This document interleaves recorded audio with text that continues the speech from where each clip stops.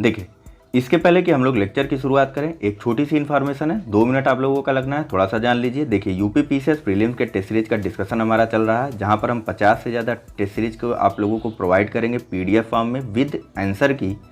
इसके अलावा यहाँ पर हम आपको मंथली करंट अफेयर्स क्विज प्रदान करेंगे, जो कि जनवरी 2021 से लेकर के सितंबर 2021 तक का होगा। और साथ ही साथ मंथली एडिटोरियल्स का संग्रह भी आपको प्रदान किया जाएगा, जो कि जनवरी 2021 से लेकर के सितंबर 2021 के मध्य तक का होगा। और साथ ही साथ सभी विषयों के लगभग 100 पेज के आपको नोट्स प्रोवाइड करवाए जाएंगे, जो कि करंट से रिलेटेड होगा। और लगभग 10 से 11 पेज के नोट्स आपको डेली, मतलब छोटे छोटे टुकड़ों में करके आपको वह नोट्स प्रोवाइड करवाए जा रहे हैं। ठीक है, इन सब के लिए जो फीस है वह मात्र 300 रुपये है। और इसके लिए आपको हमारे व्हाट्सएप नंबर 9044883929 पर हाय या हेलो लिख करके मैसेज करना होगा। तो फिलहाल चलिए चलते हैं सीधा लेक्चर की तरफ। नमस्कार दोस्तों, स्वागत है आप सभी का हमारे चैनल कैवल एकेडमी पर। देखिए, हमारा ये घटना चक्र के आधुनिक भारत इतिहास का डिस्कशन चल रहा है, जहाँ पर हम लोग बात करेंगे आज आधुनिक भारत में शिक्षा के विकास के बारे में। तो चलिए, चूँकि हमारा जो डिस्कशन होता है वह प्रश्नोत्तर के माध्यम से ही होता है, चलते हैं सीधा प्रश्नों की तरफ। बात करते हैं हमारे आज के सबसे पहले प्रश्न की। यहाँ पूछा जा रहा है कि भारत में अंग्रेज़ों ने प्रथम मदरसा कहाँ स्थापित किया था? ए मद्रास में, बी बम्बई में, सी अलीगढ़ में, या फिर डी कलकत्ता में।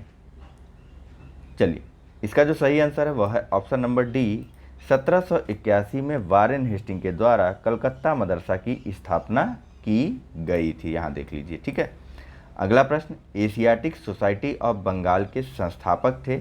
ए sir William Jones, B Wilkinson, C Max Muller, या फिर डी जेम्स प्रिंसेप।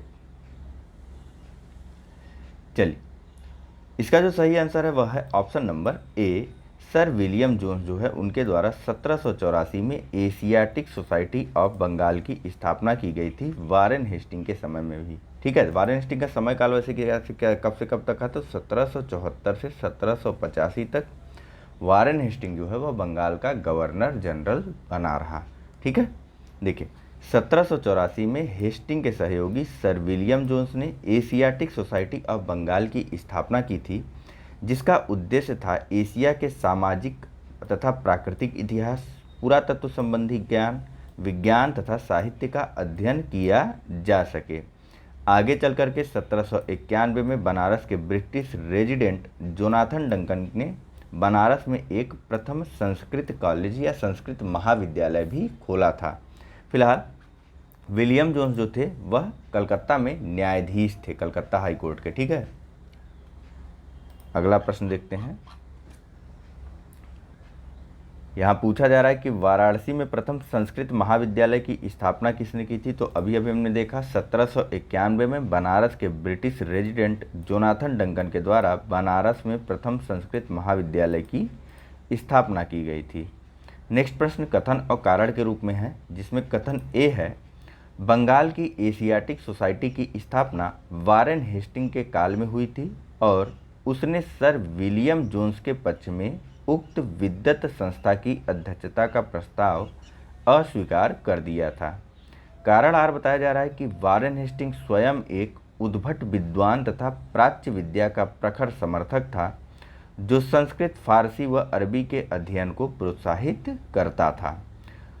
कूट के माध्यम से आपको सही उत्तर बताना है। कूट है ए और आर दोनों सही हैं और आर कथन ए की सही व्याख्या है। बी, ए और आर दोनों सही हैं किंतु आर कथन ए की सही व्याख्या नहीं है। सी, ए सही किंतु आर गलत है। और डी, ए गलत किंतु आर सही है। चलिए, फिलहाल इसका जो सही आंसर है वह है ऑप्शन नंबर बी, कथन और कारण दोनों ही सही हैं, लेकिन कारण कथन की सही व्याख्या नहीं करता है। ठीक है, हालांकि इन्होंने अपना आंसर यहाँ पर ए दे रखा है, जो कि बिल्कुल गलत है, क्योंकि आयोग के द्वारा भी आंसर जो है वह बी ऑप्शन को चुना गया था। ठीक है, एशियाटिक सोसाइटी की स्थापना होना वारेन हेस्टिंग के समय में या फिर विलियम जोन्स के पक्ष में उसके पद को त्याग दिया जाना, ये एक अलग बात है, जबकि यह दूसरी बात है कि वारेन हेस्टिंग भी स्वयं एक विद्वान और प्राच्य विद्या यानी कि ओरिएंटल विद्या का या ओरिएंटल स्कूल का प्रखर समर्थक था और यह संस्कृत, फारसी, अरबी आदि के अध्ययन को प्रोत्साहित करता था। यह कारण नहीं हो सकता है। ठीक है, देखिए, वारेन हेस्टिंग 1784 से 85 ईस्वी के दौरान 74 से 85 ईस्वी के दौरान बंगाल का गवर्नर जनरल था। यह स्वयं एक विद्वान और प्राच्य विद्या का प्रखर समर्थक था।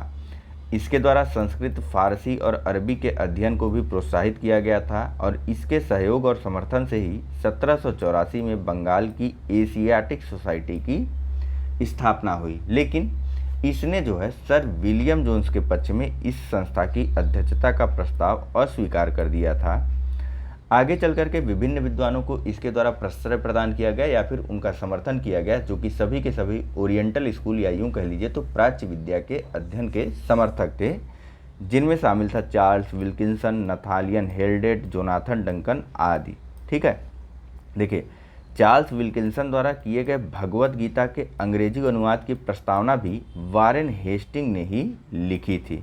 ठीक है, यहाँ पर ये अपना कारण बता रहे हैं कि क्यों इन्होंने ऑप्शन नंबर ए को चुना, जो कि इनके द्वारा बताया गया गलत कारण है, क्योंकि आयोग जो उत्तर मानेगा वही हम सबको देना है। आयोग ने इस प्रश्न का उत्तर बी चुना है। ठीक है, फिलहाल अगला प्रश्न है कि निम्नलिखित में से किसे पेरिस की रॉयल एशियाटिक सोसाइटी की सदस्यता प्रदान की गई थी? ए दादा भाई नौरोजी, बी माइकल मधुसूदन दत्त, सी राजा राम मोहन राय या फिर डी विवेकानंद। चलिए, इसका जो सही आंसर है वह है ऑप्शन नंबर बी। पेरिस की रॉयल एशियाटिक सोसाइटी की सदस्यता जो है वह माइकल मधुसूदन दत्त को प्रदान की गई थी। इसका नाम था ला सोसाइटी एशियाटिक या फिर द एशियन सोसाइटी। इसकी स्थापना 1822 में की गई थी और 1829 के शाही आदेश के द्वारा इसके स्थापना की पुष्टि कर दी गई थी। अगला प्रश्न है, निम्नलिखित अंग्रेजों में से कौन था जिसने सर्वप्रथम भगवत गीता का अंग्रेजी में अनुवाद किया था? A William Jones, B Charles Wilkinson, C Alexander Cunningham या फिर डी जॉन मार्शल। चलिए, इसका जो सही आंसर है वह है option number B. Charles Wilkinson के द्वारा जो है या चार्ल्स विल्किंस के द्वारा जो है वह भगवत गीता का अंग्रेजी में अनुवाद किया गया था और इसकी प्रस्तावना जो है वह वारेन हेस्टिंग के द्वारा लिखी गई थी। अगला प्रश्न है, निम्नलिखित में से किसने कालिदास की प्रसिद्ध रचना शकुंतला का पहली बार अंग्रेजी में अनुवाद किया था? ए चार्ल्स विल्किंस ने, सी हेनरी कोलब्रुक ने, सी योहान वुल्फगांग फान गेटे ने या फिर डी सर विलियम जोन्स ने। चलिए, इसका जो सही आंसर है वह है ऑप्शन नंबर डी। कालिदास की प्रसिद्ध रचना प्रसिद्ध रचना शकुंतला नहीं शाकुंतलम है ना। कालिदास की प्रसिद्ध रचना शाकुंतलम या शकुंतला का अंग्रेजी में अनुवाद किया गया था सर विलियम जोन्स के द्वारा। देखिए, सर विलियम जोन्स जो कि यह वारेन हेस्टिंग के समय में कलकत्ता उच्चतम न्यायालय या कलकत्ता हाई कोर्ट के न्यायाधीश नियुक्त हुए थे। इनकी प्रेरणा पर ही 1784 में एशियाटिक सोसाइटी की स्थापना हुई और ये स्वयं उसके सभापति नियुक्त हुए। इस संस्था ने एशियाटिक रिसर्चेज नामक पत्रिका के माध्यम से भारत के अतीत को प्रकाश में लाने का कार्य किया और इसी क्रम में 1789 में कालिदास रचित अभिज्ञान शाकुंतलम का अंग्रेजी में अनुवाद किया गया और इसके 5 संस्करण प्रकाशित किए गए थे। ठीक है, बंगाल एशियाटिक सोसाइटी द्वारा जो है एशियाटिक रिसर्चेज नामक पत्रिका जो है वह निकाली जाती थी, ध्यान रखिएगा आप लोग। अगला प्रश्न है, स्वतंत्रता पूर्व अवधि में ब्रिटिश सरकार द्वारा भारत में आधुनिक शिक्षा के प्रसार का मुख्य उद्देश्य था?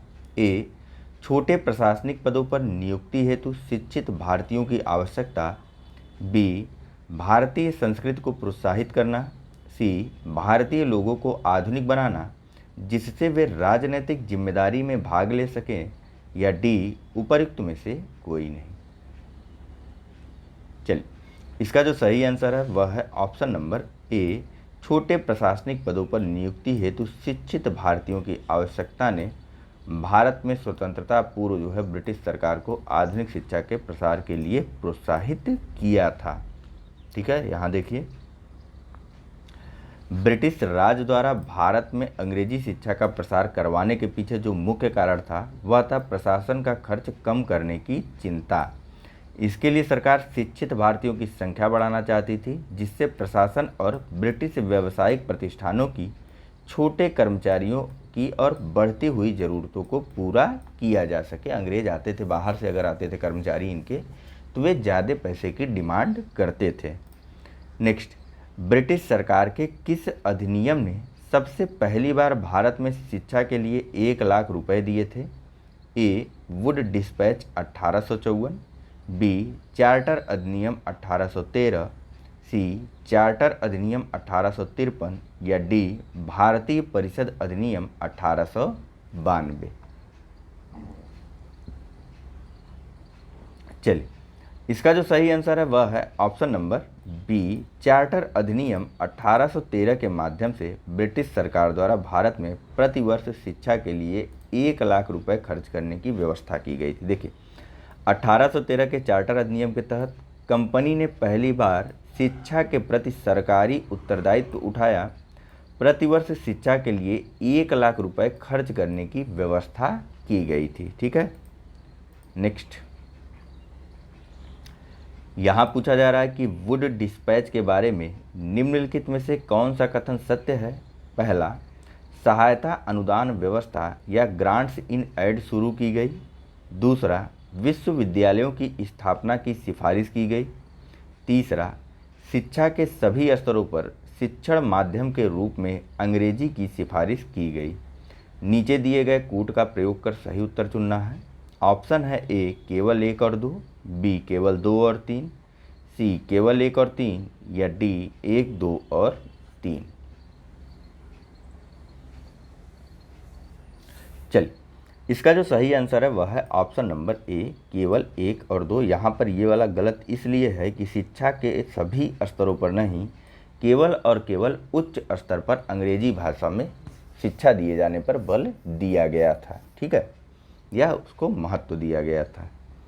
आइए बात करते हैं इसके एक्सप्लेनेशन के बारे में। आराम से और शांतिपूर्वक सुनिएगा इसको पूरा का पूरा। ठीक है, देखिए, वुड डिस्पैच या वुड घोषणा पत्र ब्रिटिश ईस्ट इंडिया कंपनी के बोर्ड ऑफ कंट्रोल के अध्यक्ष चार्ल्स वुड द्वारा 1854 ईस्वी में जारी किया गया था। इस घोषणा पत्र में भारतीय शिक्षा पर एक व्यापक योजना प्रस्तुत की गई थी, जिसके तहत, ठीक है, क्या क्या प्रावधान किया गया था ये देखिए। सरकार ने पाश्चात्य शिक्षा के प्रसार को अपना उद्देश्य बनाया। उच्च शिक्षा को अंग्रेजी भाषा के माध्यम से दिए जाने पर बल दिया गया, परंतु साथ ही देसी भाषा के विकास को भी महत्व दिया गया। इस घोषणा पत्र यानी कि वुड डिस्पैच के अनुसार लंदन विश्वविद्यालय के आधार पर कलकत्ता, मद्रास और बम्बई प्रेसिडेंसी में एक एक विश्वविद्यालय की स्थापना की व्यवस्था की गई और इसमें इस बात पर भी बल दिया गया कि जो सरकारी शिक्षा होगी या फिर जो सरकारी शिक्षण संस्थान होंगे वहाँ पर जो दी जाने वाली शिक्षा होगी वह पूर्णतया धर्मनिरपेक्ष होगी और इसके साथ साथ निजी प्रयत्नों को यानी कि प्राइवेट सेक्टर को प्रोत्साहित करने के लिए ग्रांट इन एड या अनुदान सहायता की पद्धति चलाने की भी इस वुड डिस्पैच में सिफारिश की गई थी। इसी कारण इस वुड डिस्पैच को भारत में अंग्रेजी शिक्षा का मैग्ना कार्टा भी कहा जाता है। ठीक है, इस कारण नहीं, मुख्यतः इस कारण क्योंकि इसने उच्च शिक्षा को अंग्रेजी भाषा के माध्यम में दिए जाने पर बल दिया था। ठीक है, तो मेरे ख्याल से सारी चीज़ें क्लियर हो गई होंगी आपको अच्छे से।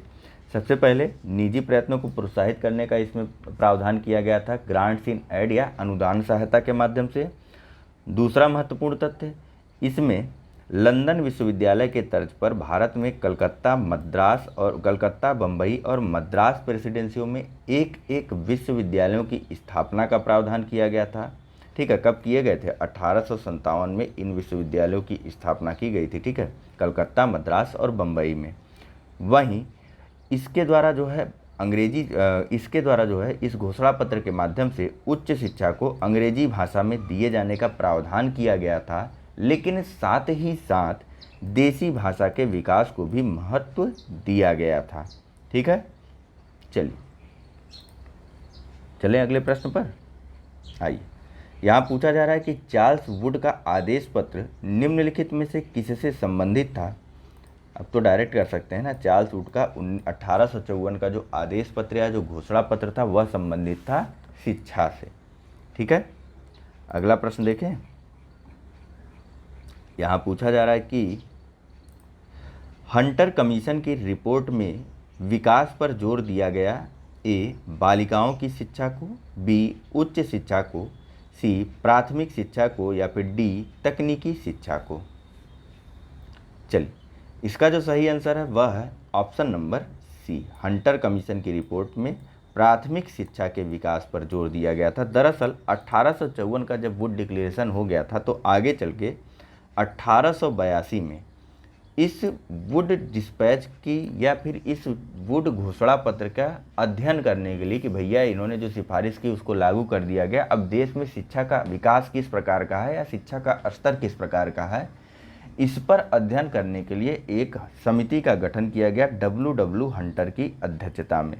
ठीक है, हंटर उपनाम के कारण इनको जो है या इस आयोग को जो है वह हंटर आयोग कहा गया। इसका गठन हुआ था 1882 ईस्वी में और इस आयोग की रिपोर्ट में प्राथमिक शिक्षा के सुधार एवं विकास पर विशेष जोर दिया गया था। इन्होंने कहा था कि पहले हमको प्राथमिक शिक्षा में सुधार करने चाहिए, तभी हमारे माध्यमिक और कॉलेज स्तर की शिक्षा जो है वह अच्छी हो सकेगी। ठीक, समय ध्यान रखिएगा 1882। Next, national council of education की स्थापना कब हुई। ए, 15 अगस्त 1903, बी, 15 अगस्त 1904, सी, 15 अगस्त 1905, या डी, 15 अगस्त 1906। चलिए, इसका जो सही आंसर है वह है option number D. National council of education की स्थापना 15 अगस्त 1906 को हुई थी। देखिए, हुआ क्या था, जब बंगाल में स्वदेशी आंदोलन चला था तो उसी समय राष्ट्रीय शिक्षा के महत्व को भी समझा गया और इसको बढ़ावा देने के लिए प्रयास किया गया। दरअसल स्वदेशी आंदोलन में विभिन्न विद्यार्थियों ने अपने अपने विद्यालयों की शिक्षा को छोड़ दिया था, तो उनकी शिक्षा अधूरी न रह जाए उसे कंटिन्यू करने के लिए जो है विभिन्न राष्ट्रीय नेताओं के द्वारा जो है विभिन्न क्षेत्रों में अलग अलग जगहों पर स्कूलों की स्थापना की गई जिनमें राष्ट्रीय शिक्षा को दिया जाता था। ठीक है, तो इस प्रकार के शिक्षण संस्थानों की स्थापना के लिए जो सर्वप्रथम प्रयास किया गया था वह किया गया था वर्ष 1905 में रंगपुर नेशनल स्कूल के माध्यम से। ठीक है, वर्ष 1905 में रंगपुर नेशनल स्कूल की स्थापना हुई थी राष्ट्रीय शिक्षा के क्षेत्र में या राष्ट्रीय शिक्षा को प्रोत्साहित करने के लिए। आगे चल कर के 16 नवंबर 1905 को कलकत्ता में एक सम्मेलन का आयोजन किया गया। इस सम्मेलन में राष्ट्रीय साहित्यिक, वैज्ञानिक और तकनीकी शिक्षा देने के लिए राष्ट्रीय शिक्षा परिषद या नेशनल काउंसिल ऑफ एजुकेशन को स्थापित करने का फैसला हुआ और आगे चल कर के 15 अगस्त 1906 को राष्ट्रीय शिक्षा परिषद की स्थापना की गई थी। ठीक है, चलिए अगला प्रश्न देखते हैं। यहाँ पूछा जा रहा है कि सैडलर आयोग संबंधित था ए, न्यायपालिका से, बी, राजस्व प्रशासन से, सी, शिक्षा से, या फिर डी, पुलिस प्रशासन से।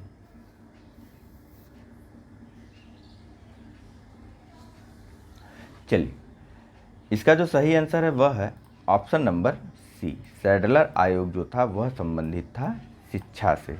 ठीक है, कब नियुक्ति की गई थी, कौन अध्यक्ष थे। देखिए, सैडलर आयोग की नियुक्ति की गई थी 1917 में कलकत्ता विश्वविद्यालय की संभावनाओं के अध्ययन और रिपोर्ट के लिए। इसके अध्यक्ष थे डॉक्टर M.E. सैडलर और इस आयोग का यह विचार था कि यदि विश्वविद्यालय शिक्षा का सुधार करना है तो माध्यमिक शिक्षा का सुधार आवश्यक है। जबकि हंटर आयोग ने क्या कहा था, प्राथमिक शिक्षा पर जोर दिया था, सैडलर आयोग ने माध्यमिक शिक्षा पर।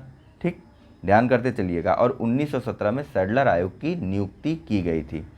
आगे और साथ ही साथ सैडलर आयोग ने 1904 के विश्वविद्यालय अधिनियम या यूजीसी एक्ट की भी कड़ी निंदा की थी और यह भी बताया था कि इस अधिनियम के माध्यम से कॉलेज तथा विश्वविद्यालयों की शिक्षा में जो है वह ठीक ठाक समन्वय नहीं हो पा रहा है। ठीक, अगला प्रश्न, शिक्षा में सुधार हेतु ब्रिटिश सरकार ने सैडलर विश्वविद्यालय आयोग कब नियुक्त किया? तो यह नियुक्त किया गया था वर्ष 1917 में। अगला प्रश्न, यहाँ पूछा जा रहा है कि 1902 ईस्वी में लॉर्ड कर्जन ने 2 भारतीय सदस्यों को सम्मिलित करते हुए एक विश्वविद्यालय आयोग गठित किया। वे कौन थे? ए. बाल गंगाधर तिलक और सुरेंद्रनाथ बनर्जी, बी. गोपाल कृष्ण गोखले और रास बिहारी बोस, सी. सैयद हुसैन बिलग्रामी और सुरेंद्रनाथ बनर्जी, डी. सैयद हुसैन बिलग्रामी और न्यायमूर्ति गुरुदास बनर्जी, या डी कह रहा हूँ, या ई. उपर्युक्त में से कोई नहीं या उपर्युक्त में से एक से अधिक।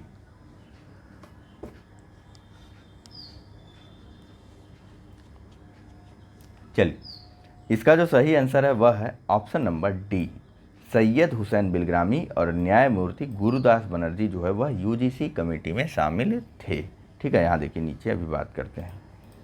इसमें 2 ऑप्शन इन्होंने दे दिया है। आप चाहे तो क्लेम करके अपने लिए एक बुक ले सकते हैं 200 रुपये तक के मूल्य की। ठीक है, तो वह आपके ऊपर डिपेंड करता है। फिलहाल यहाँ देखिए, वायसराय लॉर्ड कर्जन ने शैक्षिक सुधारों के तहत 1902 ईस्वी में, कितने लोग चले गए होंगे ना, पहले चलें चेक करें कैसे बुक मिल जाएगी। अच्छी बात है, आप भी चेक कर लीजिए अगर आपने अभी तक नहीं चेक किया। हाँ, लेक्चर कंप्लीट कर लिया करिए। लेकिन देखिए, आप लोग कहते हैं कि जो लेक्चर है वो लेंदी बन जाता है, लेंदी बन जाता है। भाई मेरे बुक तो देखो कितनी मोटी है। फिलहाल वायसराय लॉर्ड कर्जन ने शैक्षिक सुधारों के तहत 1902 में सर टॉमस रैले की अध्यक्षता में एक विश्वविद्यालय आयोग का गठन किया। इस आयोग के सदस्यों में 2 भारतीय सदस्यों सैयद हुसैन बिलग्रामी और न्यायमूर्ति गुरुदास बनर्जी को नियुक्त किया गया था। इसी रैले आयोग के द्वारा दिए गए सुझावों के आधार पर विश्वविद्यालय अधिनियम 1904 या यूजीसी एक्ट 1904 को पारित किया गया था। नियुक्ति किसके द्वारा की गई थी? यूजीसी एक्ट की, यूजीसी कमीशन की, अरे रैले कमीशन की, तो यह की गई थी लॉर्ड कर्जन के द्वारा। कब की गई थी? 1902 में। अध्यक्ष कौन थे? तो सर टॉमस रैले। इसमें शामिल होने वाले 2 भारतीय भी थे, उनके नाम क्या थे? तो एक का नाम था सैयद हुसैन बिलग्रामी और दूसरे का नाम था न्यायमूर्ति गुरुदास बनर्जी। अगला प्रश्न है, लॉर्ड मैकाले संबंधित हैं ए. सेना के सुधार से, बी. सती प्रथा की समाप्ति से, सी. अंग्रेजी शिक्षा से, या फिर डी. स्थायी बंदोबस्त से। चलिए, इसका जो सही आंसर है वह है option number C, Lord Macaulay जो है वह अंग्रेजी शिक्षा से संबंधित हैं। देखिए, भारतीय शिक्षा पद्धति में भाषा संबंधी विवाद पर अपना विवरण देने के लिए विलियम मिंटिक ने अपनी काउंसिल के विधि सदस्य लॉर्ड मैकाले को लोक शिक्षा समिति का प्रमुख नियुक्त किया था और मैकाले ने ही भारत में शिक्षा हेतु अंग्रेजी भाषा का समर्थन किया था, जिसे आगे चल करके विलियम मिंटिक द्वारा स्वीकार कर लिया गया था और यह भारत की जो शिक्षा पद्धति थी वह अंग्रेजी में परिवर्तित हो गई थी। देखिए, भारत के औपनिवेशिक काम में अधोमुखी निस्यंदन लिखा है, जबकि निस्पंदन होता है। अधोमुखी निस्पंदन सिद्धांत किस क्षेत्र से संबंधित है? ए. Rail, B. शिक्षा, सी. सिंचाई, या फिर डी. गरीबी हटाओ। चलिए, इसका जो सही आंसर है वह है ऑप्शन नंबर बी, भारत के औपनिवेशिक काल में अधोमुखी निस्यंदन का जो सिद्धांत है वह शिक्षा से संबंधित है। इसको इस प्रकार से समझिए, जैसे आप अभी चाय बना रहे होंगे या पी चुके होंगे या तो बनाने वाले होंगे। ठीक है, तो उस चाय को छानने के लिए आपने जिस छन्नी का प्रयोग किया था या उससे चाय तो छान ली गई आपके द्वारा, और साथ ही साथ चाय में चाय पत्ती का कुछ कलर भी आ गया। तो अंग्रेज़ों का मानना था कि आप चाय पत्ती को बनाइए, चाय अपने आप कलरफुल हो जाएगी। यानी कि ये कह रहे थे कि आप उच्च वर्ग को जो है वह शिक्षित कीजिए और उनसे शिक्षा जो है वह धीरे धीरे छनते हुए निम्न वर्ग तक अपने आप पहुंच जाएगी। यही था अधोमुखी निस्यंदन का सिद्धांत। ठीक, अब देखिए, भारत के औपनिवेशिक काल में अधोमुखी निस्यंदन सिद्धांत या the theory of downward filtration शिक्षा के क्षेत्र से संबंधित था। इस सिद्धांत का अर्थ था कि शिक्षा समाज के उच्च वर्ग को ही दी जाए और इस वर्ग से छन छन कर ही शिक्षा का असर जन सामान्य तक पहुँचे। मैकाले का मानना था कि सीमित साधनों से समस्त जनता को शिक्षित नहीं किया जा सकता या शिक्षित कर पाना असंभव है। अगला प्रश्न है, भारत की शैक्षणिक नीति में फिल्ट्रेशन थ्योरी के प्रतिपादक थे। तो इस फिल्ट्रेशन थ्योरी के जो प्रतिपादक थे वह थे लॉर्ड मैकाले। चलिए अगला प्रश्न देखते हैं। यहाँ पूछा जा रहा है कि भारत में आधुनिक शिक्षा प्रणाली की नींव किससे पड़ी? ए 1813 का चार्टर अधिनियम, बी 1835 के मैकाले के स्मरण पत्र, या डी 1882 का हंटर आयोग, अथवा डी 1854 का वुड डिस्पैच। चलिए इसका जो सही आंसर है वह है ऑप्शन नंबर बी 1835 के मैकाले के स्मरण पत्र से भारत में आधुनिक शिक्षा प्रणाली की नींव पड़ी थी। किस प्रकार से? वही सेम कारण था, विलियम बेंटिक ने जो है इसको नियुक्त किया था और उसके बाद इसके प्रस्ताव को स्वीकार कर लिया था। देखिए एक स्टेटमेंट आएगी यहाँ पर, वह स्टेटमेंट इस प्रकार से है कि यूरोप के एक अच्छे पुस्तकालय की एक अलमारी का एक कक्ष, यूरोप के एक अच्छे पुस्तकालय के एक अलमारी का एक कक्ष भारत और अरब के समस्त साहित्य से अधिक मूल्यवान है। मैकाले का यह स्टेटमेंट है और इसने यह टिप्पणी हमारे भारतीय रीति रिवाजों को या फिर हमारी परंपरा और संस्कृति को तिरस्कार पूर्वक कहते हुए कहा था कि जो उसके यूरोप का देश है वहाँ के एक अलमारी का एक खाना जो है, जैसे आपके पास अलमारी होगी ना, तो उस अलमारी का एक खाने में जितनी पुस्तकें रखी हुई हैं वह भी अधिक मूल्यवान है हमारे संपूर्ण देश की शिक्षा और रीति रिवाजों से। इस प्रकार का कथन लॉर्ड मैकाले के द्वारा कहा गया था। अभी फ़िलहाल पूरा मैं एक्सप्लेनेशन पढ़ देता हूँ। देखिए भारत में आधुनिक शिक्षा प्रणाली की नींव 1835 के मैकाले के स्मरण पत्र से पड़ी। मैकाले ने भारतीय रीति रिवाजों के लिए अपना तिरस्कार इन शब्दों में व्यक्त किया कि यूरोप के एक अच्छे पुस्तकालय की एक अलमारी का एक कक्ष भारत और अरब के समस्त साहित्य से अधिक मूल्यवान है। लॉर्ड विलियम बेंटिक के काल में 7 मार्च 1835 के प्रस्ताव द्वारा मैकाले का दृष्टिकोण अपना लिया गया। अगला प्रश्न यहाँ पूछा जा रहा है कि निम्नलिखित में से किस से भारत में अंग्रेजी शिक्षा की नींव पड़ी?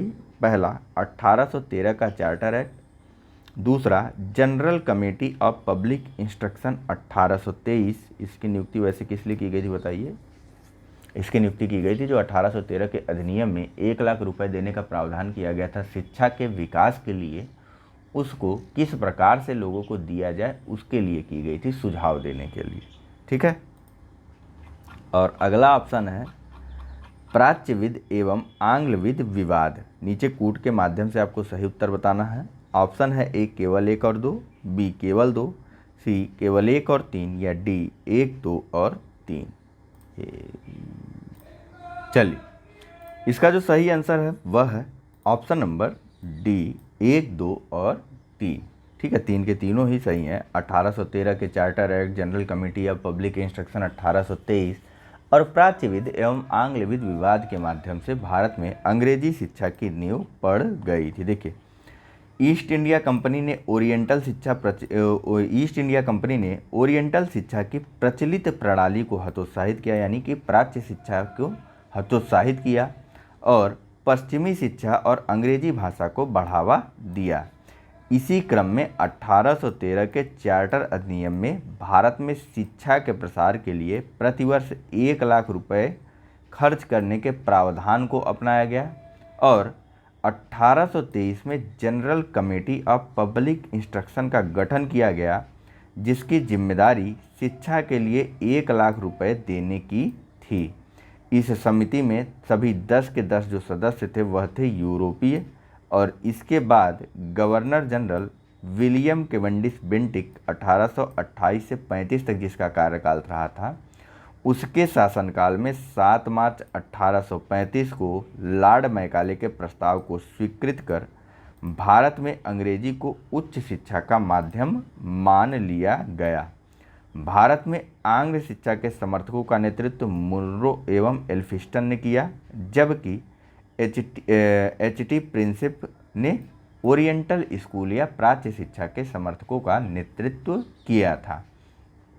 अगला प्रश्न, किसके शासनकाल, इन दोनों के नाम भी आते हैं, कौन ओरिएंटल स्कूल का था और कौन जो है वह एंग्लो स्कूल या एंग्लिस्टिक शिक्षा का समर्थक था। तो ध्यान रखिएगा, एच टी प्रिंसिप जो थे वह ओरिएंटल स्कूल के समर्थक थे या प्राच्य शिक्षा के समर्थक थे, और एल्फिंस्टन और मुनरो जो है वह आंग्ल शिक्षा के समर्थकों में शामिल थे या उनका नेतृत्व कर रहे थे। नेक्स्ट, किसके शासनकाल में भारत में अंग्रेजी शिक्षा की नींव पड़ी?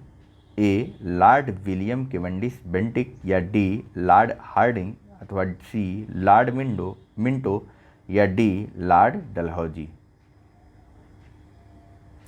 चलिए, इसका जो सही आंसर है वह है ऑप्शन नंबर ए, लॉर्ड विलियम केवेंडिश बेंटिक या फिर लॉर्ड विलियम बेंटिक के काल में भारत में अंग्रेजी शिक्षा की नींव पड़ी। छींक बहुत आ रही भाई आज, पता नहीं क्यों, सुबह सुबह का टाइम है ना। देखिए, governor general Lord William Cavendish Bentinck के शासनकाल में 7 मार्च 1835 को लॉर्ड मैकाले के प्रस्ताव को स्वीकृत कर भारत में अंग्रेजी को उच्च शिक्षा का माध्यम मान लिया गया।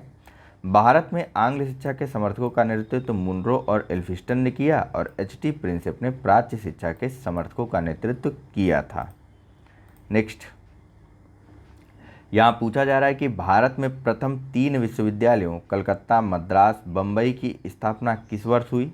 ए 1857, बी 1881, सी 1885 या डी 1905। चलिए, इसका जो सही आंसर है वह है ऑप्शन नंबर ए, भारत में प्रथम 3 विश्वविद्यालयों कलकत्ता, मद्रास और बम्बई में की स्थापना की गई थी वर्ष 1857 में चार्ल्स वुड या वुड डिस्पैच की घोषणा के बाद। ठीक है, अगला प्रश्न है, किसके सतत प्रयत्नों से बम्बई में प्रथम महिला विश्वविद्यालय की स्थापना हुई? ए दयाराम गिंडुमल, बी डी के करवे, सी रमाबाई या डी महादेव गोविंद रानाडे। चलिए, इसका जो सही आंसर है वह है ऑप्शन नंबर बी, डी के करवे के प्रयत्नों के फलस्वरूप बम्बई में प्रथम महिला विश्वविद्यालय की स्थापना हुई थी। देखिए, डी के वर्ष 1916 में बॉम्बे में प्रथम महिला विश्वविद्यालय की स्थापना हुई थी और जो डी के करवे थे वे महाराष्ट्र के समाज सुधारक एवं सामाजिक कार्यकर्ता थे। इनके द्वारा विधवाओं के उत्थान के लिए विधवा विवाह प्रतिबंध निवारक मंडली की भी स्थापना की गई थी। 1896 ईस्वी में डी के करवे ने पूना में विधवा गृह की स्थापना की। इनके द्वारा स्वयं एक ब्राह्मणी विधवा से विवाह भी किया गया था और वर्ष 1958 में डी के करवे को भारत रत्न प्रदान किया गया था। यह सारी चीज़ें ध्यान रखिएगा, मैं फिर से बता देता हूँ। डी के करवे के प्रयत्नों के परिणाम स्वरूप वर्ष 1916 में बॉम्बे में प्रथम महिला विश्वविद्यालय की स्थापना हुई थी और जो डी के करवे थे ये महाराष्ट्र के समाज सुधारक और सामाजिक कार्यकर्ता थे। इनके प्रयत्नों के परिणाम स्वरूप इन्होंने, या फिर यूं कह लीजिए तो विधवाओं के सामाजिक उत्थान हेतु इनके द्वारा विधवा विवाह प्रतिबंध निवारक मंडली की स्थापना की गई थी और 1896 ईस्वी में डी के करवे ने पूना में विधवा गृह की भी स्थापना की और इसके साथ साथ स्वयं डी के करवे ने एक ब्राह्मणी विधवा से विवाह भी किया था और इन्हीं सब प्रयासों के परिणाम स्वरूप या इनके इन्हीं सब कार्यों के कारण आज़ादी के बाद वर्ष 1958 में इनको भारत रत्न प्रदान किया गया था। अगला प्रश्न है, डेक्कन एजुकेशनल सोसाइटी की स्थापना से कौन संबंधित था?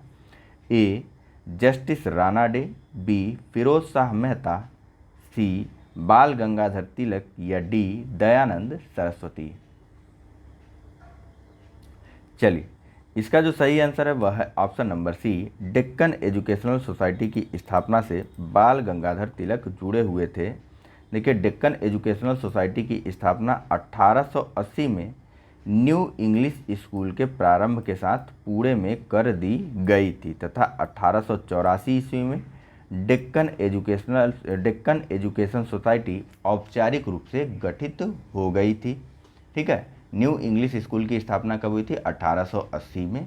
कहाँ पर? तो पुणे में। ठीक, आगे चल करके 1884 में डेक्कन एजुकेशन सोसाइटी जो है वह औपचारिक रूप से गठित की गई और इस डेक्कन एजुकेशन सोसाइटी के संस्थापकों में शामिल थे वीके चिपलुंकर, बाल गंगाधर तिलक, एमबी नामजोशी, गोपाल गणेश अगरकर। ठीक है, डेक्कन एजुकेशन सोसाइटी की संस्थापकों में शामिल थे वीके चिपलुंकर, बाल गंगाधर तिलक, एमबी नामजोशी और गोपाल गणेश अगरकर। जस्टिस राणा डे देखिए इस सोसाइटी के संस्थापक नहीं बल्कि इसके 5 संरक्षकों में से एक थे। ठीक है, अगला प्रश्न है, निम्नलिखित कॉलेजों में सर्वप्रथम किसकी स्थापना हुई थी? A Hindu college Calcutta, B Delhi college, C Mayo college या D Muslim Anglo oriental college. चलिए, इसका जो सही आंसर है वह है ऑप्शन नंबर ए। इसके बारे में आपको पहले भी बताया जा चुका है। ठीक है, दिल्ली कॉलेज की स्थापना जो है राजा राम मोहन राय के प्रयत्नों के परिणाम स्वरूप किया गया था। कब?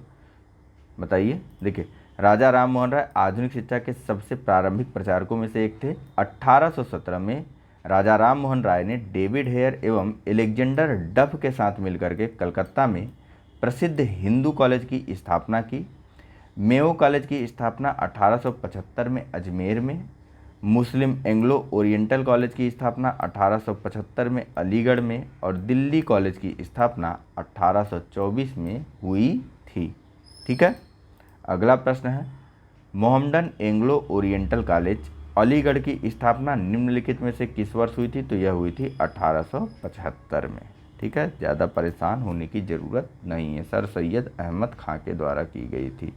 नेक्स्ट, डेविड हेयर और अलेक्जेंडर डफ के साथ मिलकर निम्नलिखित में से किसने कलकत्ता में हिंदू कॉलेज की स्थापना की? तो आचार्य राजा राम मोहन राय, आचार्य कह रहा हूँ, राजा राम मोहन राय ने डेविड हेयर और अलेक्जेंडर डफ के साथ मिलकर के 1817 में कलकत्ता में हिंदू कॉलेज की स्थापना की थी। ठीक है, अगला प्रश्न यहाँ पूछा जा रहा है कि भारत में औपनिवेशिक शासन के दौरान शैक्षणिक संस्थाओं के संदर्भ में निम्नलिखित युग्मों पर विचार कीजिए। पहला, बनारस का संस्कृत कॉलेज विलियम जोन्स, दूसरा कलकत्ता मदरसा वॉरेन हेस्टिंग, तीसरा fort William college Arthur Wellesley. उपर्युक्त युग्मों में से कौन सा जो है सही सुमेलित यह बताना है आपको। ऑप्शन है ए 1 और 2, बी केवल 2, सी 1 और 3 या डी केवल 3। चलिए, इसका जो सही आंसर है वह है ऑप्शन नंबर बी, केवल और केवल दूसरा कथन सही है। ठीक है, आर्थर वेलेजली नहीं, रिचर्ड कोल वेलेजली के द्वारा जो है इसकी स्थापना की गई थी फोर्ट विलियम कॉलेज की। इसीलिए कभी कभी पूरा नाम ध्यान रखना भी जरूरी है। ठीक है, पूरा नाम यह किसका था? देखिए यहाँ पर आइए बात करते हैं। देखिए, बनारस में संस्कृत कॉलेज की स्थापना हमने पहले देखा था कि 1791 में बनारस के ब्रिटिश रेजिडेंट रहे जोनाथन डंकन के द्वारा की गई थी। वहीं कलकत्ता मदरसा की स्थापना 1781 में वारेन हेस्टिंग के द्वारा की गई थी।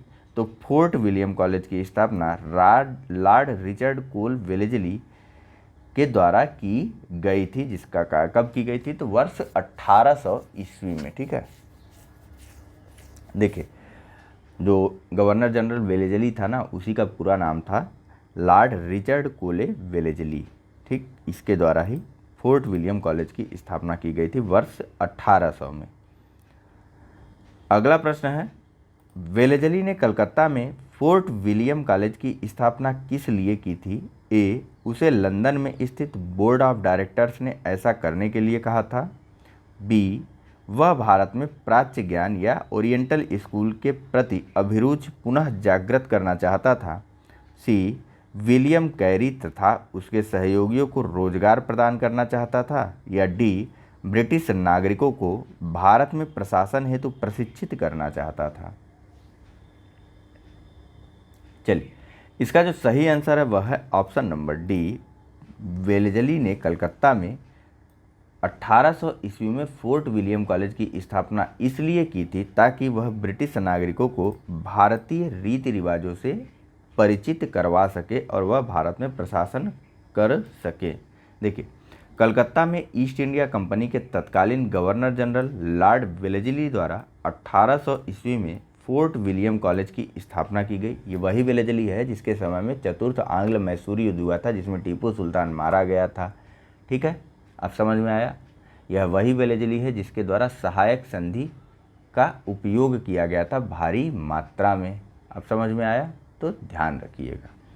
ठीक, कलकत्ता में ईस्ट इंडिया के तत्कालीन गवर्नर जनरल वेलेजली द्वारा 1800 ईस्वी में फोर्ट विलियम कॉलेज की स्थापना की गई। इस कॉलेज की स्थापना का जो मुख्य उद्देश्य था वह था ब्रिटिश नागरिकों को भारत में प्रशासन हेतु प्रशिक्षित करना।